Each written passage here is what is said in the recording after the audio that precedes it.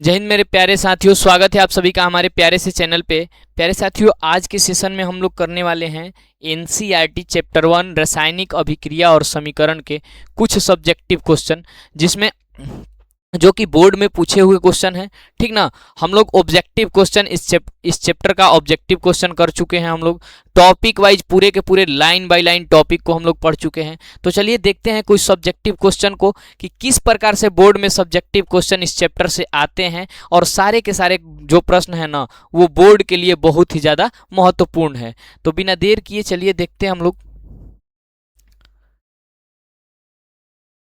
रासायनिक अभिक्रिया एवं समीकरण के लघु उत्तरीय प्रश्न को हम लोग जानेंगे। और बात किया जाए पेपर में लघु उत्तरीय प्रश्नों का, तो लघु उत्तरीय प्रश्नों की संख्या, कुल प्रश्नों की संख्या 15 आता है। ठीक ना, 24 आता है, उसमें से 12 करना रहता है। ठीक है, चलिए देखते हैं क्वेश्चन।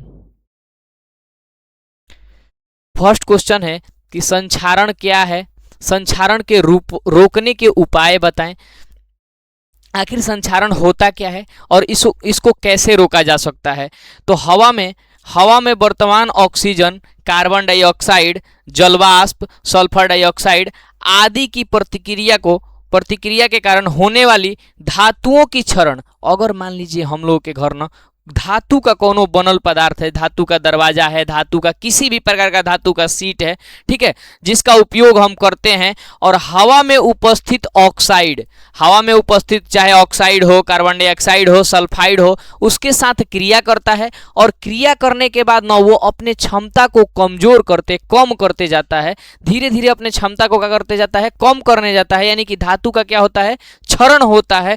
तो इस क्रिया को ही संक्षारण कहते हैं। इस क्रिया को ही क्या कहते हैं, संक्षारण कहते हैं। तो यहाँ तक तो हम लोग समझ गए कि जब धातु का कोनो पात्र हो, उस पे ऑक्सीजन का क्रिया, जलवाष्प का क्रिया, वायुमंडलीय तापमान का क्रिया, ठीक है, हो और वो कमजोर होने लगे, तब इसको संक्षारण कहते हैं। तो इसको रोका कैसे जाएगा भैया, आखिर कैसे रोका जाएगा। तो रोकने के लिए क्या किया जाएगा, दरवाजे हटा दिया जाएगा? नहीं, दरवाजा रहेगा और बचेगा भी। तो कैसे बचेगा, चलिए देखते हैं हम लोग। बचाने का उपाय क्या है, तो बचाने का उपाय, संक्षारण को रोकने के उपाय बहुत सारे हैं जिनमें पहिलका का होता है, अगर आपका लोहा का कोनो वस्तु है, लोहा का है या फिर किसी भी क्रियाशील धातु का वस्तु है, तो उस पे ना जिंक की परत चढ़ा दिया जाता है, जिंक का परत चढ़ा दिया जाता है। और इस क्रिया को न गैलेनवीकरण कहते हैं। जिंक Zn 30 होता है, Zn परमाणु संख्या 30 हो जाता है। तो गैलेनवीकरण या फिर जिंक का लेप चढ़ा करके हम लोग उसको संक्षरित होने से बचा सकते हैं, पहिल का बात। दूसर का बात हो जाता है कि अगर लोहा का है कोनो पाइप है, तो उस पे ना ग्रीस या मोबिल लगा करके उसको संक्षरित होने से बचाया जा सकता है। इसके बाद पेंट करके, अगर हम लोग क्या करें ना, पेंट का एगो कोट उस पे ऊपर से चढ़ा दें, तो लोहा का यानी कि हमारे क्रियाशील धातु का और वायुमंडलीय गैसों का संपर्क टूट जाएगा। तब हमारा क्या होगा, हमारा जो पदार्थ धातु है, धातु का जो भी बना चीज है, वो खराब नहीं होगा, वो संक्षरित नहीं होगा। तो इसके रोकने के उपाय भी निम्नलिखित हैं, जिनमें जिंक गैलेनवीकरण प्रमुख है, ग्रीस मोबिल लगाना दूसरा हो गया, तीसरा हो गया पेंट लगा करके संक्षारण को क्या किया जा सकता है, रोका जा सकता है। ठीक है, चलिए अगला क्वेश्चन देखते हैं। संतुलित रासायनिक समीकरण क्या है, रासायनिक समीकरण को संतुलित करना क्यों आवश्यक है। संतुलित रासायनिक समीकरण किसको कहते हैं, ध्यान से समझिएगा। सपोज करिए ना कि हई एगो तरजुई है, ई एगो का है, तरजुई है, ठीक है, आ दोनों तरजुइया का बीचवा में एगो होता है टांगने वाला। अगर हेने 2 kg वजन रखा गया है, तो हिने कितना रखा जाएगा कि दोनों बराबर हो, तो इनियो 2 kg रखना पड़ेगा, हमको 2 kg रखना पड़ेगा। सेम इसी प्रकार से रासायनिक अभिक्रिया में होता है। रासायनिक समीकरण को जब हम लोग व्यक्त करते हैं, तो अभिकारक LHS में होता है और बीच में एरो का चिन्ह होता है जो अभिक्रिया की दिशा बताता है, और RHS में हो जाता है हमारा प्रतिफल।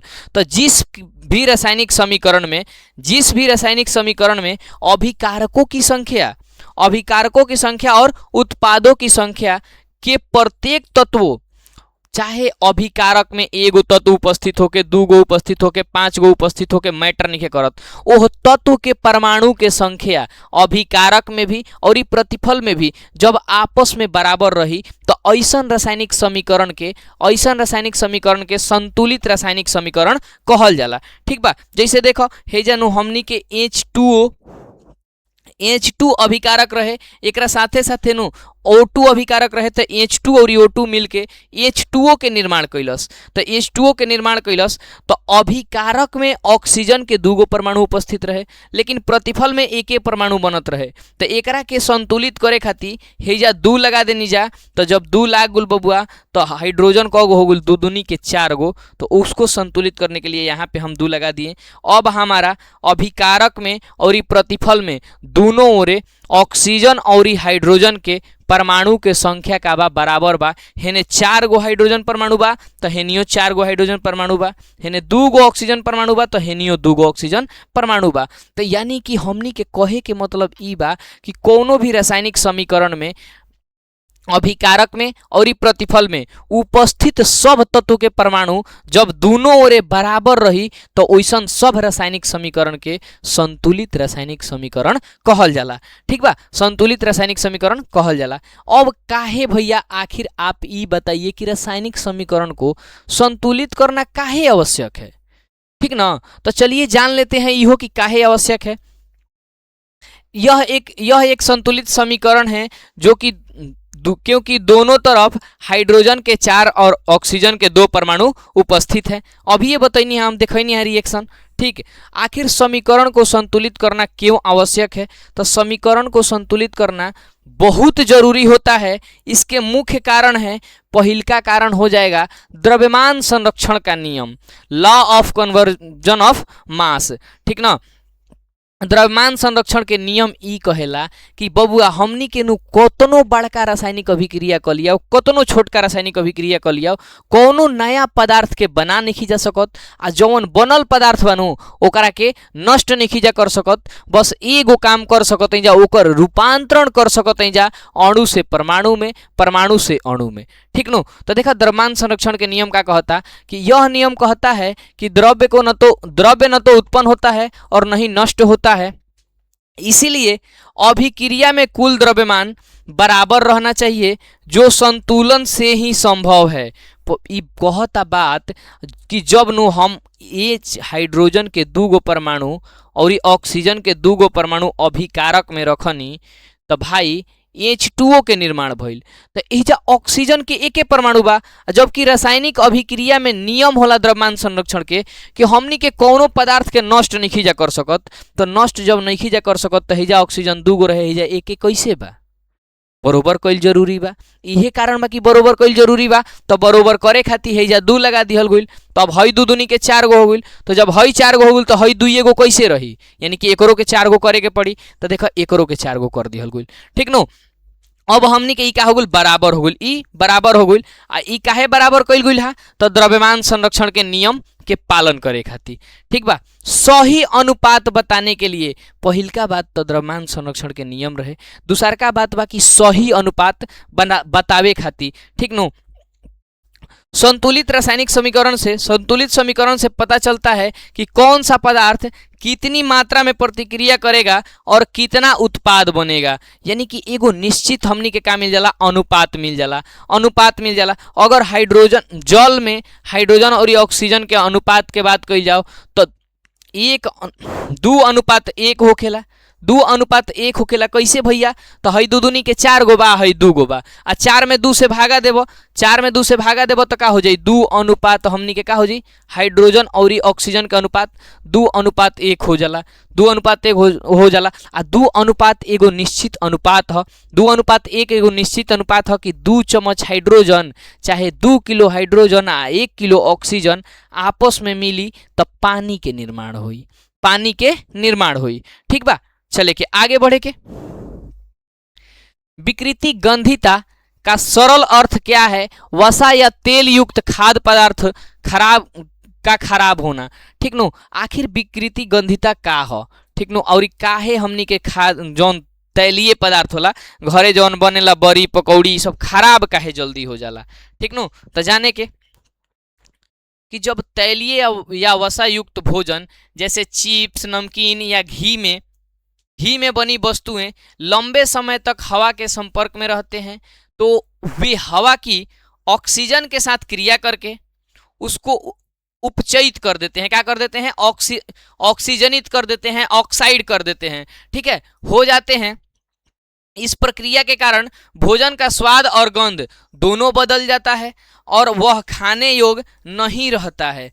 जैसे गर्मी के दिन में दाल बनेला, ई दाल के साथे ज़्यादा सूट करेला, काहे नु कि गर्मी के दिन में दाल बनेला आ दाल बनला के बाद ओकरा के ढक के रख दो 2 घंटा 2.5 घंटा, तो तुरंत उ का हो जाला, बदबू करे लगेला। ऐसन बदबू जौन हमनी के खाती अप्रिय होला, ठीक नु, अप्रिय होला। तब जब कोनो चीज़ बदबू करे लगी तो वो अप्रिय बदबू करी तो खाए लायक बाची ना बाची। तो ई सब घटना काहे घटेला?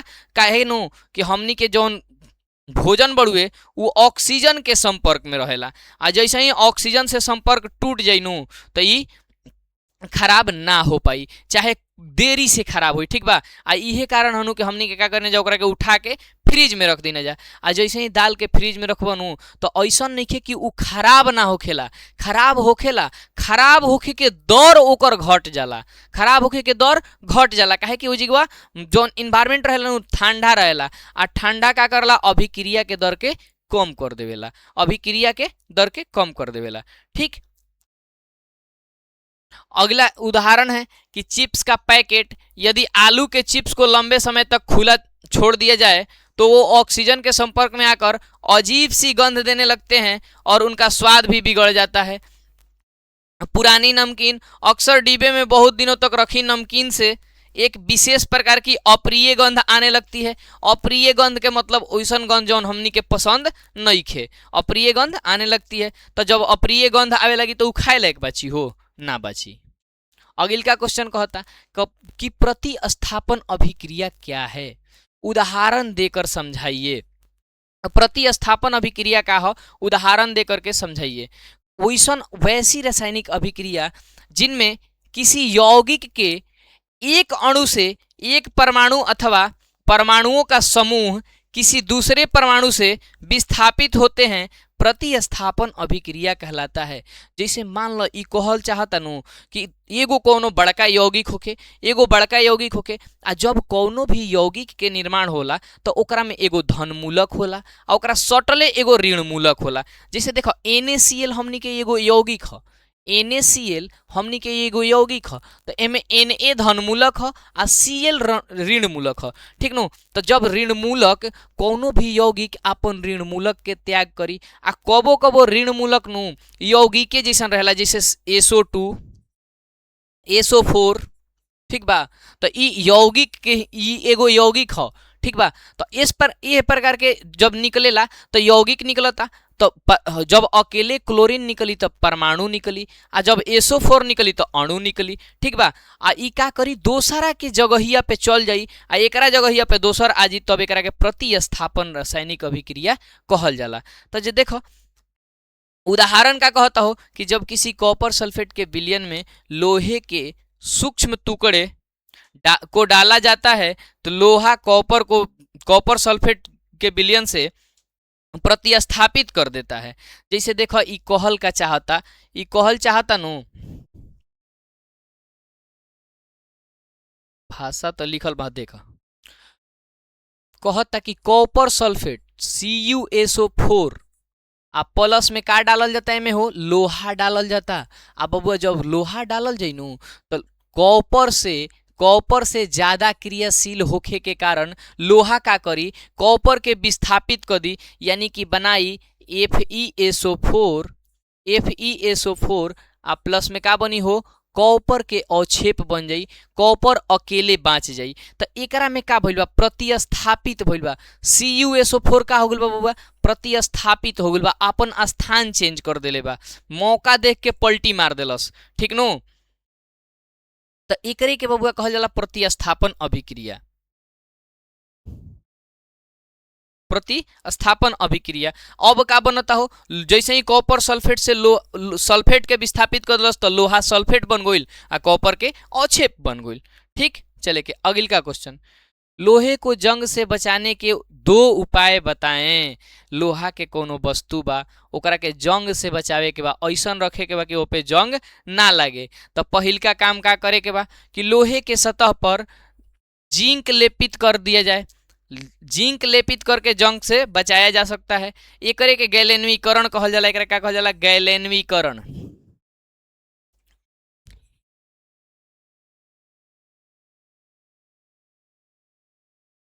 या फिर जिंक लेपन भी कहल जाला। ठीक नो, गैलेनवीकरण कहल जाला एकरा के। लोहे की सतह पर ग्रीस लगाकर जंग से क्या किया जा सकता है? बचाना आसान होता है। लोहा के कोनो वस्तु बा, ओकरा ऊपर ग्रीस लगा दो, तो ग्रीस लगा दिए तो ओपे पानी ना ठहरी, ओकरा पे वायुमंडलीय जलवाष्प के कोनो प्रभाव ना पड़ी, तो लोहा अपन क्षमता बरकरार रखी, यानी कि संचरित होके से ओकरा के बचावल जा सकता, जंग लगे से बचावल जा सकता, खराब होके से। ठीक नो, जिंक को आयरन सल्फेट के विलयन में डालने पर क्या होता है? जिंक आयरन सल्फेट के विलयन में आसानी से आयरन को क्या कर देता है? विस्थापित करता है। तो देखिए हई कहतनु कि FeSO4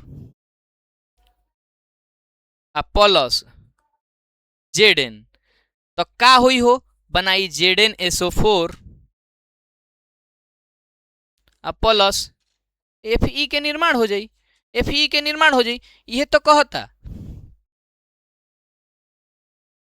इन अभिक्रियाओं के लिए समीकरण लिखिए। भाप के साथ लोहा के अभिक्रिया, तो भाप के साथ लोहा के अभिक्रिया कहता बबुआ, और एकरा खातिर समीकरण लिखे के कहता। तो भाप के कोनो सूत्र होला? ना होला भैया, तो जल के सूत्र लिखल जाई। आ भाप कैसन अवस्था में रहला? जल के कैसन अवस्था हो? गैसीय अवस्था हो, तो ओकरा खातिर का लिख दिए? यही जा G लिख दिए, गैस के अवस्था हो गई। अब देखा है जैसे हमनी के Fe हो गई, ये कैसन बा? ठोस बा, तो एकरा खातिर S लिखल जाला, सॉलिड लिखल जाला।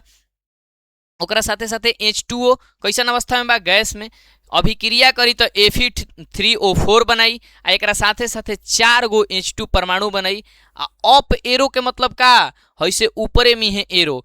एकर मतलब ई होला नु, एकरा मतलब ई होला कि कोनो भी रासायनिक अभिक्रिया में जब गैस के निर्माण हुई, का के निर्माण हुई? गैस का निर्माण होगा। तो जैसे ही गैस का निर्माण होगा तो हम लोग जानते हैं कि गैस का निर्माण होगा तो गैस का हो जाता है? वायुमंडल में मुक्त हो जाता है, तो ऊपरे की ओर निकल जाएगा। ठीक है, ऊपरे की ओर निकल जाएगा। तो पहिलका खातिर ई हो गई भाप के साथे लोहा के अभिक्रिया करेंगे तो Fe3O4 बनल, एकरा साथे साथे 4 गो H2 बनल। जल के साथ कैल्शियम का अभिक्रिया, तो कैल्शियम कैसन? कैल्शियम सॉलिड, आ H2O कैसन? लिक्विड। तो बनाई CaOH के होल ट्वाइज प्लस H2, आ यही जो ऑप एरो देखावल बा, ऑप एरो देखावल बताई का कहाँ चल जाई? वायुमंडल में मुक्त हो जाई। ठीक नो, कह रहा है कि निम्नलिखित अभिक्रियाओं को संतुलित करें एवं उनकी निम्नलिखित अभिक्रियाओं के उनकी अवस्था के संकेतों के साथ संतुलित रासायनिक समीकरण लिखिए। देखिए एगो रासायनिक अभिक्रिया दिया हुआ है, BaCl2 वो भी लिक्विड है, आ Na2SO4 इहो लिक्विड है। बना रहा है NaCl लिक्विड, आ BaSO4 सॉलिड। आ जब बन जा रहा है ना, तो देखिए हेजा 2 है आ हेजा 2 नहीं है। तो जब बैलेंस करना है तो क्या करना पड़ेगा? बैलेंस करना है तो क्या करना पड़ेगा? दोनों रे परमाणु की संख्या बराबर करना पड़ेगा। अब देखिए यहाँ पे ये हमारा समीकरण का है? संतुलित है। यह समीकरण हमारा क्या है? संतुलित है। उम्मीद करते हैं यहाँ तक आपको सब कुछ समझ में आया होगा। तो इसी के तरह और भी मोस्ट इंपॉर्टेंट कॉन्सेप्ट के लिए, मोस्ट इंपॉर्टेंट कंटेंट के लिए, क्वेश्चन के लिए देखते रहिए हमारा चैनल। मिलते हैं अगले वीडियो में, अभी के लिए इतना ही। जय हिंद।